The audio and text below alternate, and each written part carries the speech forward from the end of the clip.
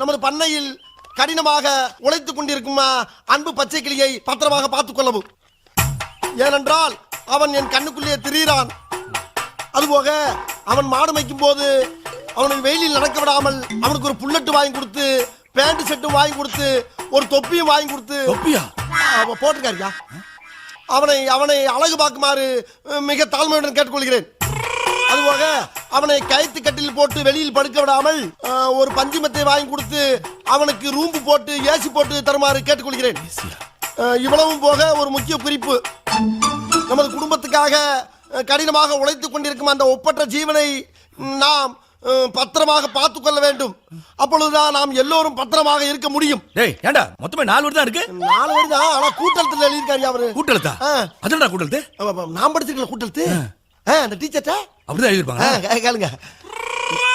என்ன அப்படி பாக்குறீங்க?